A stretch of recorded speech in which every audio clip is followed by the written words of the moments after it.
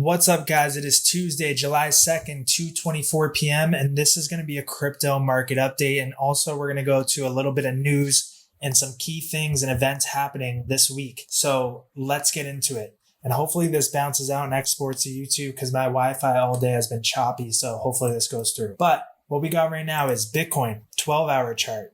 Might be a little slow to load here. All right, here we go. So what we just did this morning was we retested. We had a little correction, but we came down and retested this purple MA on the Stargate snakes. And so far, we've had a nice reaction, a bounce from that level, which is coinciding with these candle body highs over here as well too. So it was like a breakout. We're looking at it on a short-term time frame. A breakout out of this resistance came back down for a retest. So what we could see for the remainder of today, as well as tomorrow and for the end of this week, is another shot of coming back up here and going up to new highs and now doing new structure with a low, higher low, a high, higher high, and just start to chug our way up here to the next level. We need to get back above 63.5K. That's where we saw some resistance at. And in the Discord, I mentioned in the premium chat that was the key level to see some medium-term time frame candle closes above. And we didn't see it because on the 3-day chart, we didn't get the candle body above that level. So what we need to see is us to get back above 63.5K. We found some support at a key level.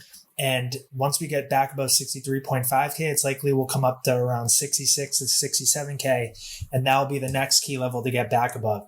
Ultimately, the key test is when we come back up to 69K, because from the high that we set early June to the low that we set late June, the 786 is at $68,834, which is also right kind of in line with that 69K key level, which is the macro previous Bitcoin all-time high back in 2021. So getting above that level, holding as support with medium term, a high time frame candle closes above it will then show us that, hey, we might be getting ready to hit a new all-time high here in 2024. So that's the key levels as far as Bitcoin goes. Waiting for this to load so we can look at the momentum and what's happening on the daily chart now. This is brutal. It's taking so long here. All right, finally. All right, so on the daily chart for Bitcoin, couple things. One thing that we need to keep a close eye on is the hash ribbons. So right now, hash ribbons are red. We haven't flashed the buy signal yet, but looking at the previous times, it kind of looks like we've done the amount of time that we need to for these hash ribbons to then curl up and flash that buy signal. Like back here, let's see how long it took until we flashed 72 days. And that was in 2022. And it ended up flashing a buy in August of 2022.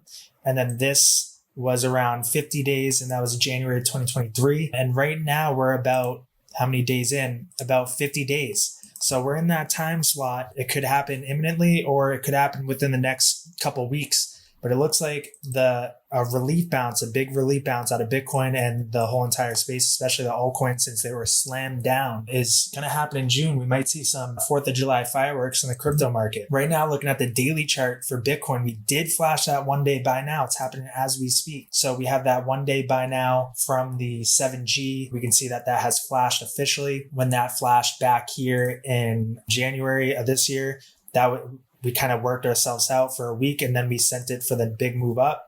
And then it flashed back here in August 2023 and we went sideways for a few months. So either we're about to see sooner than later, maybe we pop up, kind of wrestle around with 63.5K. We come up to 66, 67K and we get to 69 sooner to get our decision, kind of like this correction back here in January, or it's going to be a more elongated process like back in summer of last year, where we could spend 30 to 60 days just working ourselves out until we have the next move up.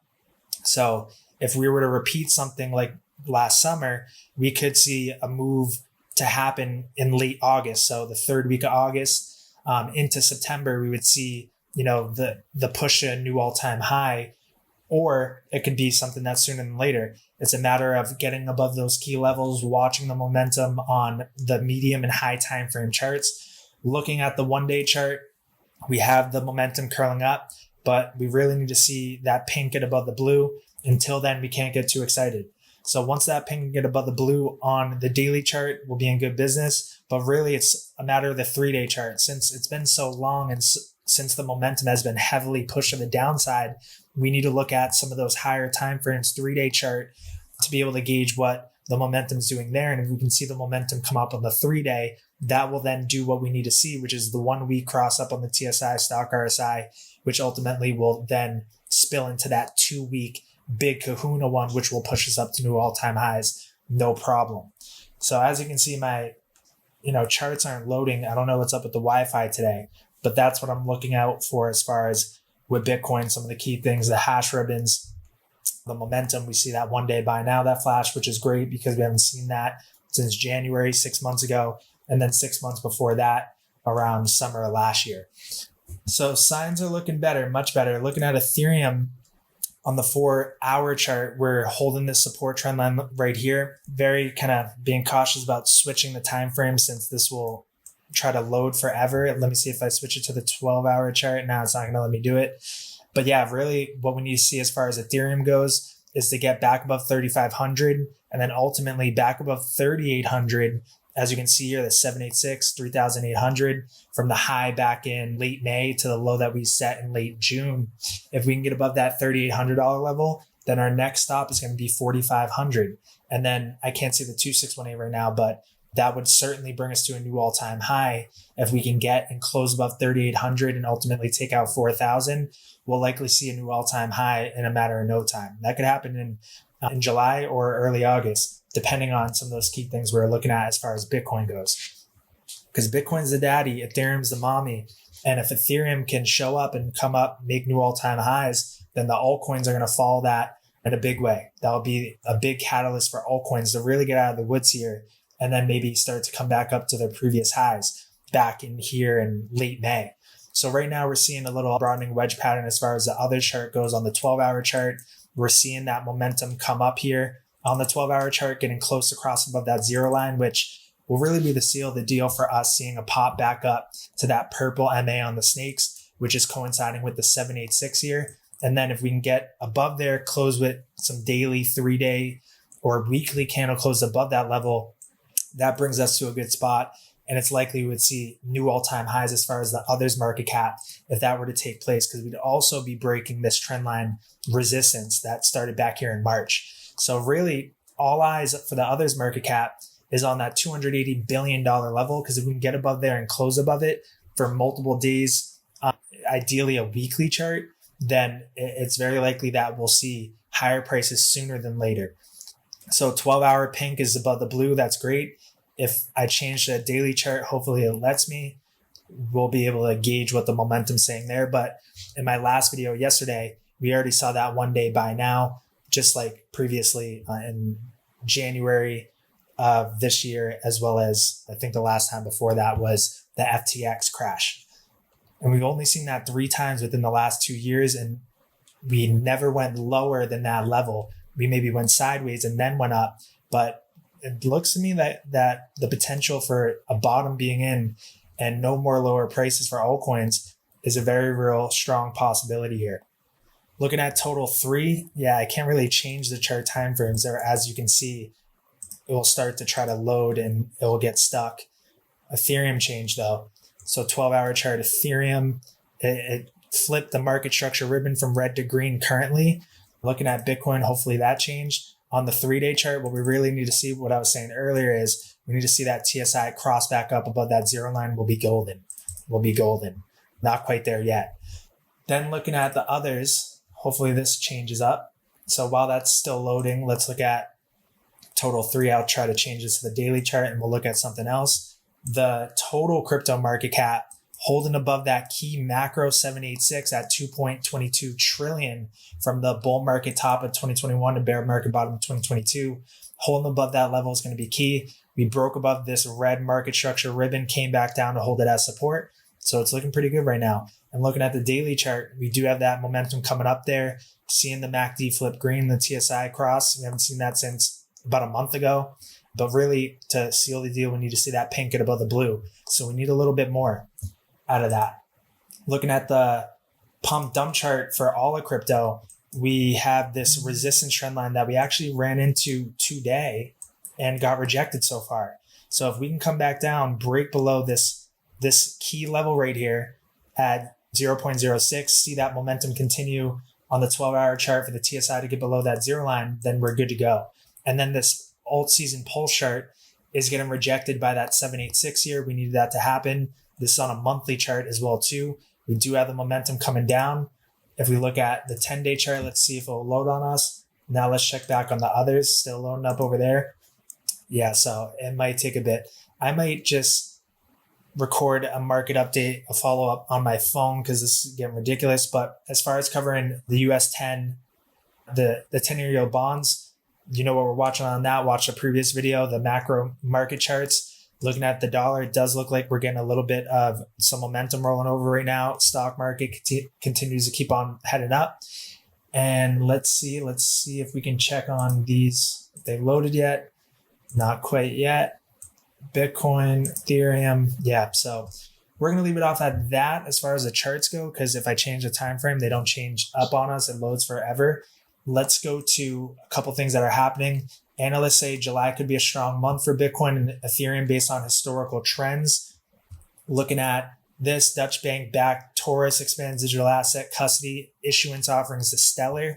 We have Coinbase decides not to support ASI token migration amid AI protocol merger.